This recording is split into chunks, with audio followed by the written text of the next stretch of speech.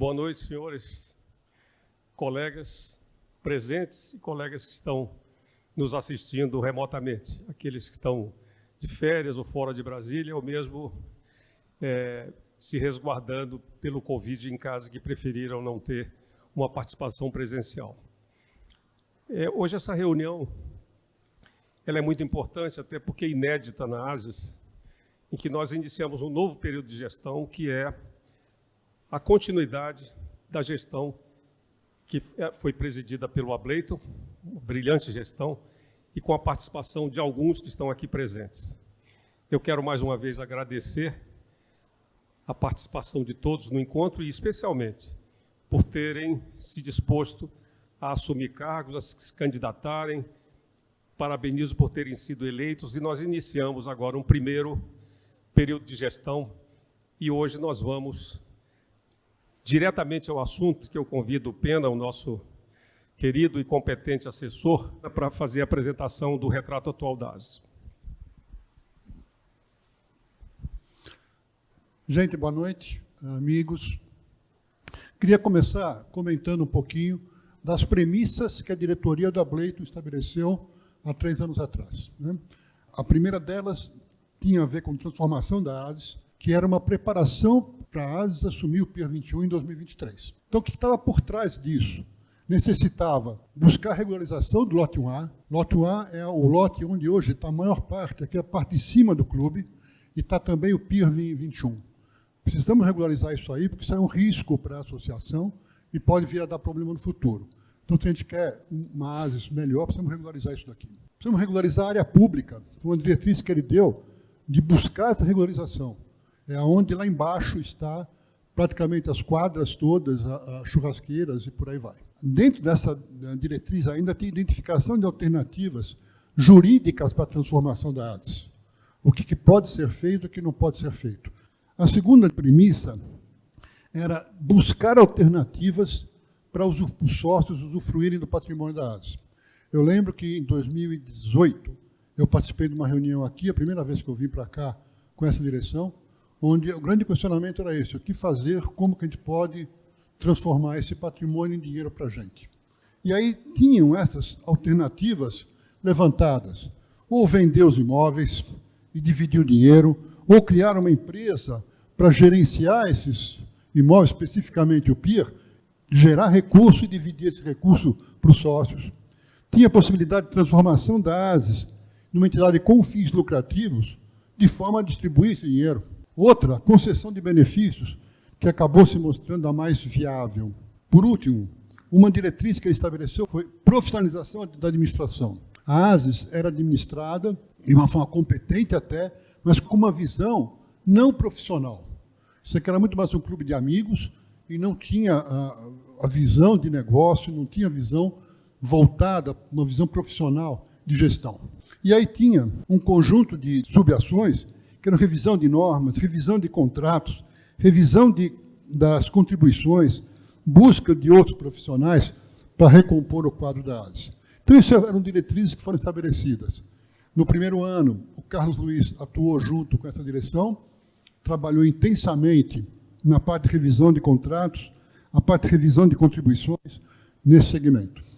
Bom, o que foi feito? Vou comentar algumas ações que não aparecem para o grande público, mas que foram fundamentais para começar esse processo de transformação. Primeiro foi a contratação do escritório de advocacia de primeira linha. A Tosini Freire é um dos escritórios mais bem conceituados em Brasília, com o escritório de São Paulo, o escritório do Rio. É um time de primeira linha.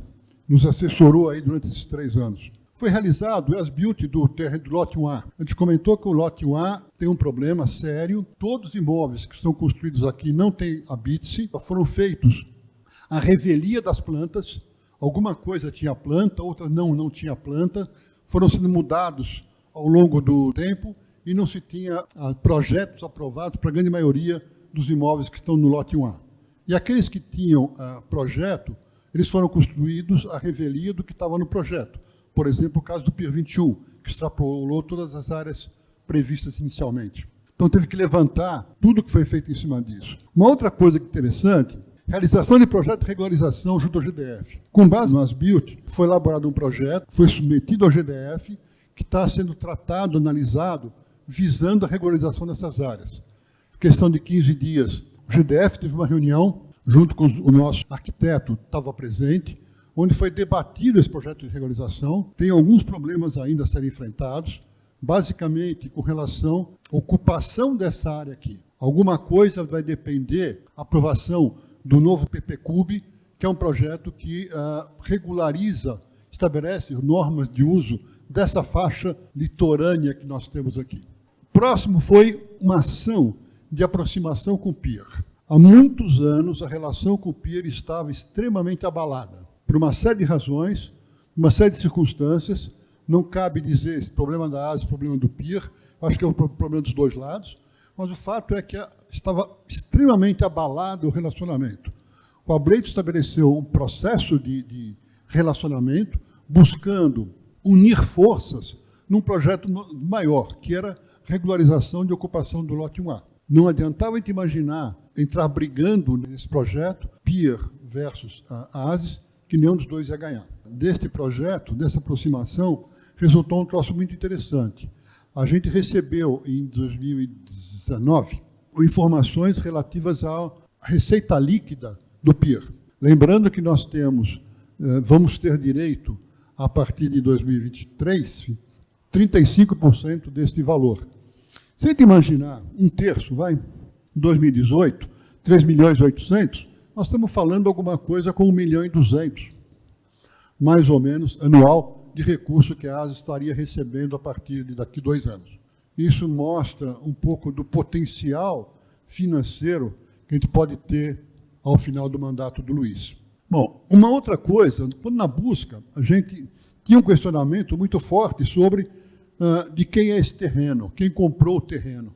A gente fez um trabalho extenso, buscando documentação, buscando uma série de informações, e aí a gente agradece muito ao Dino e a equipe de administração da ASE, que revirou esses arquivos, buscando documentos aí de 80 e poucos, 84, 85, que demonstram que os terrenos foram adquiridos pela ASE com recursos provenientes do SERPRO. Então, tem uma série de documentos aí pedindo dinheiro, agradecendo o recebimento de dinheiro e por aí vai. O próximo foi a questão de títulos patrimoniais. Em 2012 ou 2013, houve uma assembleia onde foi apresentado para a gente um estudo feito por um escritório de advocacia que se mostrou, ao longo do tempo, totalmente indevido. As informações que ele nos deu era que os sócios tinham comprado os terrenos, isso não é fato. Os sócios teriam pago uma dívida que a ASE tinha junto a alguns fornecedores, com recurso próprio, também não é fato. A gente levantou isso e chegou a algumas conclusões. Não houve contribuição efetiva do sócio para a aquisição do lote ou quitação da dívida. Houve empréstimo, houve outras situações a respeito disso, né?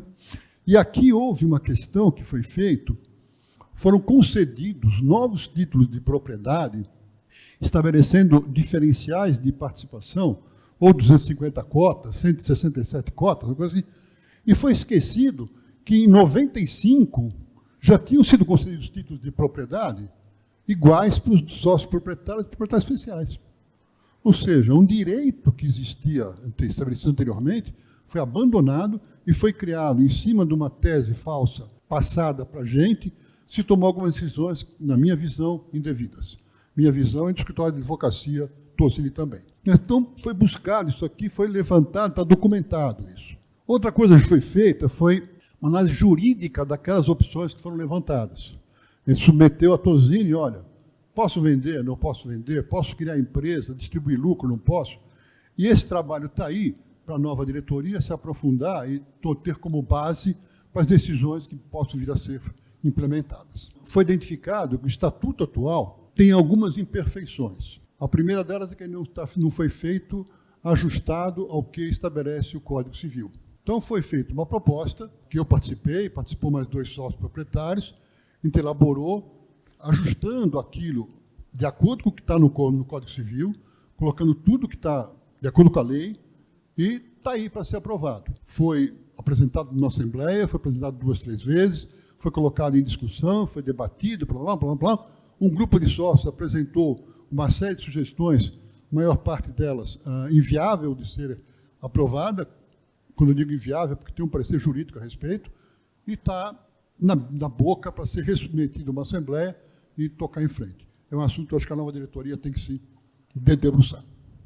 Um outro assunto que foi conduzido também com maestria pelo Ableito, e aí tem uma participação muito forte do Luiz, foi aproximar a ASES, a direção da ASES, ao Sim Lazer.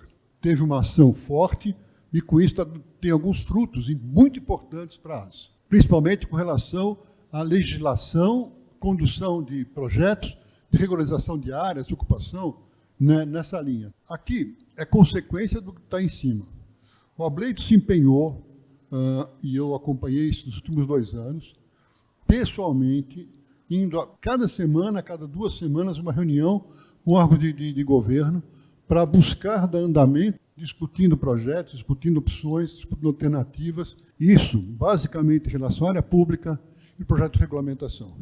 Isso tem que ser continuado, e o Luiz também participou disso intensamente. Um outro projeto interessante foi a busca de parcerias para implementar alguma coisa no lote 1C. Lote 1C é aquele que é o estacionamento do shopping, o antigo estacionamento do shopping.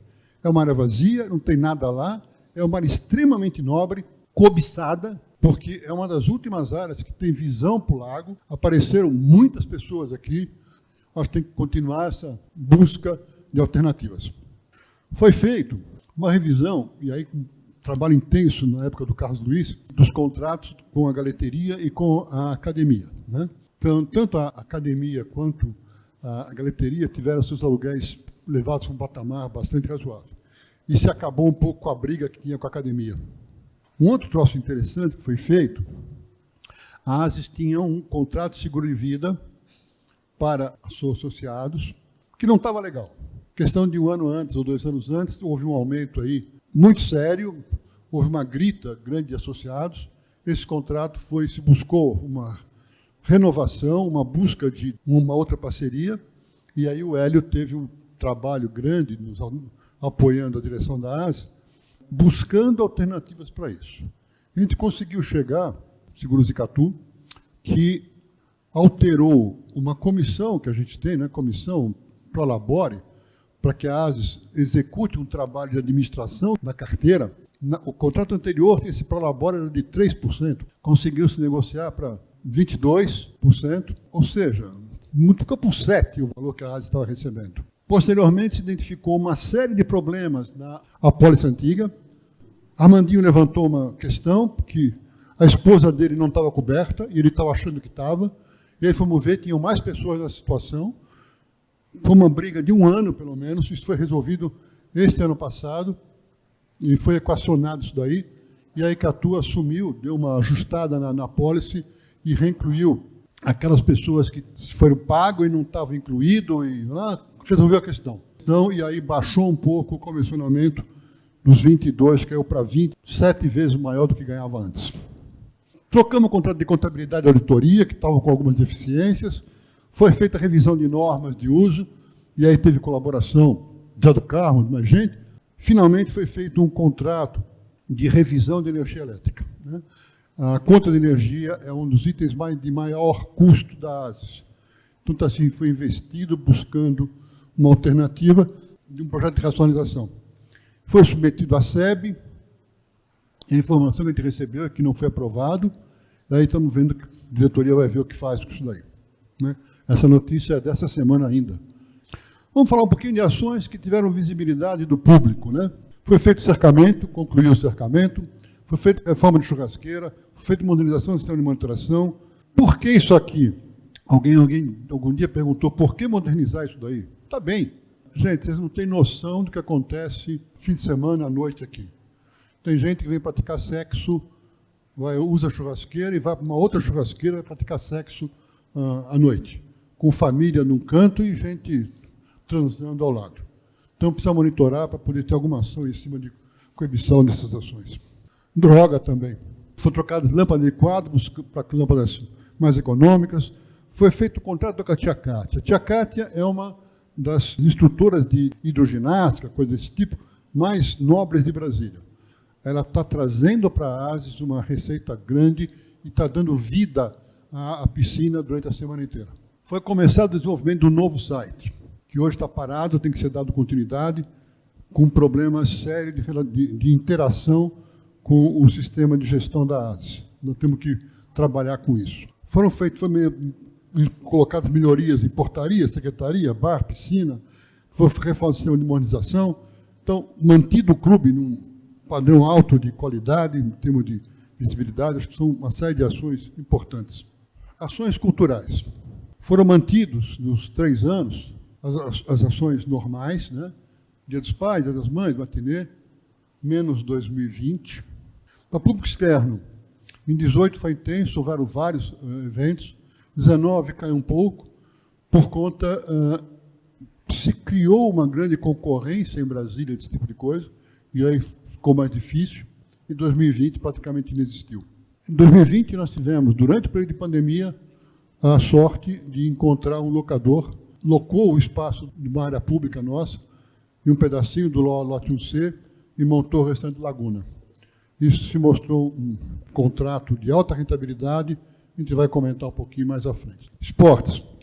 Esportes foi uma das áreas que a gente, minha visão pessoal, pecou, né? A gente teve alguma coisa em 2018, muito pouca coisa em 2019 e 2020 nada. Existia um plano de intensificar o uso dos esportes em 2020, que foi abandonado por conta da pandemia. Alguns indicadores. Reparem que, em 2017, quando a Breito assumiu a ASES, nós tínhamos 1.030 associados. Passou um ano, caiu para 920, passou mais um ano, caiu para 880, ou seja, está numa queda brutal, né? Basicamente associados à categoria contribuintes. Em 2019, em novembro de 2019, foi dada autorização em assembleia para abrir possibilidade de inscrição de novos associados. Entraram 61 novos associados, nos primeiros 2 meses do ano, depois teve pandemia, e com isso se conseguiu manter praticamente o número de associados. Ou seja, continua a queda acentuada, perdemos em 2020 cerca de 60 associados, dá 8% do quadro ao ano. O Alberto está lembrando, que foi questionado, por que sai tanta gente? Eu acho que tem PDVs, eu acho que a ASES também oferece pouco para esses associados, os contribuintes, né? A gente precisa ter alguma coisa para ofertar, né? Não basta pagar. Nós, os associados mais antigos, nossa faixa etária está subindo. Hoje, quem vem para cá é para trazer neto, né? Então, precisamos pensar atividades voltadas para esse público e voltadas para crianças, que são netos. E talvez repensar a questão de admissão de sócios. Mas tem que ser debatido esse assunto. Uma outra questão que acho que é importante ressaltar, a Breito assumiu a ASES com cerca de 2.300.000 de saldo bancário. Está deixando a ASES com 3.600.000. A ASES tem em caixa quase 3.600.000. Saldo 31 de dezembro agora. Foi gerado cerca de 400.000 ao ano de saldo. E aí levanta essa questão, para que ficar guardando dinheiro? Não podemos fazer um evento de graça? A diretoria pensou nisso, mas essa diretoria foi muito previdente. Eu acho que o futuro também tem que ser.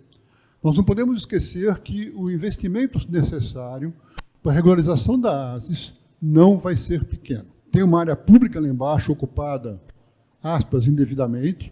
O quanto nós vamos receber de aluguel social para ocupar aquela ASES, aquela área, o quanto nós vamos receber de ônus para regularizar isso daqui, a gente não sabe. A gente não sabe o quanto, por exemplo, o PIR vai assumir desse dinheiro. É uma grande dúvida. Então, precisa ter uma base para garantir esse futuro. Senão, isso pode significar uma necessidade de buscar recursos no bolso dos sócios proprietários. A diretoria optou por segurar esse dinheiro.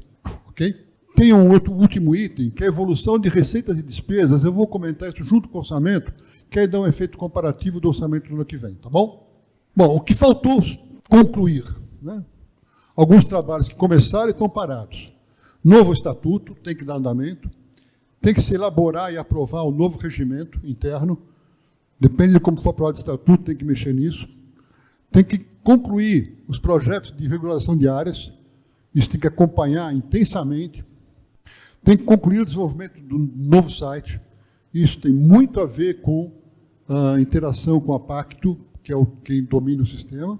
Tem que rever taxas de utilização de churrasqueiras. A gente chegou a fazer um estudo e não concluiu porque não tinha clima para levar para uma assembleia.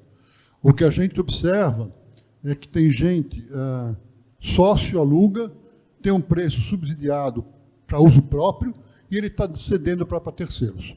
Então, a gente, sócio, está financiando aquele direito que é nosso de uso da churrasqueira, desse espaço, e está sendo alugado para terceiro que faz.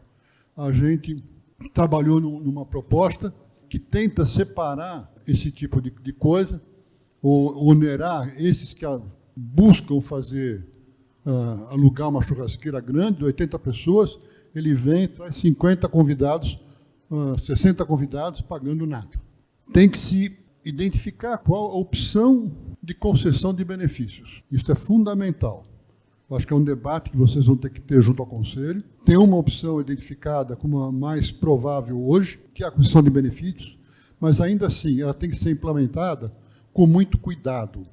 Por quê? Porque ela pode ser confundida como distribuição de lucro. E se for distribuição de lucro, a gente não pode fazer. Então tem que tratar com cuidado, com carinho isso daí, analisar juridicamente como fazer. Tem uma série de questões que constam do trabalho da Tosini, que acho que vocês vão ter que debruçar e debater. Tem uma questão que o Luiz vai tratar um pouco mais também, que é esse conflito. O que a diretoria da Ableton sentiu, né? E isso mesmo com relacionamento com os conselhos e relacionamento nas assembleias. Tinha uma visão de que para que investir aqui na ASES, para que gastar aqui dentro, se eu quero vender? Se o que vale é o terreno, por que eu vou gastar mantendo esse troço aqui?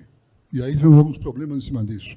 A gente falou lá atrás, como uma premissa, é ter um time competente, uma gestão profissional. E toda a pressão que a diretoria recebeu foi enxuga quadro, enxuga quadro, enxuga quadro, diminui salário, diminui salário, diminui salário.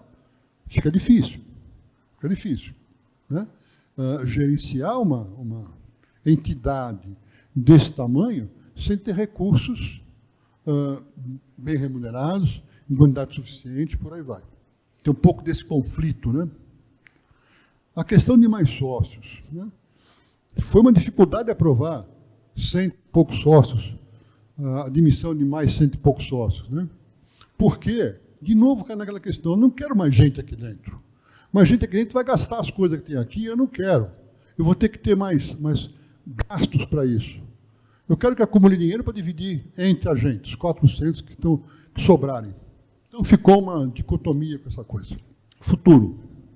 Na minha visão, a gente tem que ter um cuidado, porque naquela taxa de redução, os 460, que são os proprietários, continuam.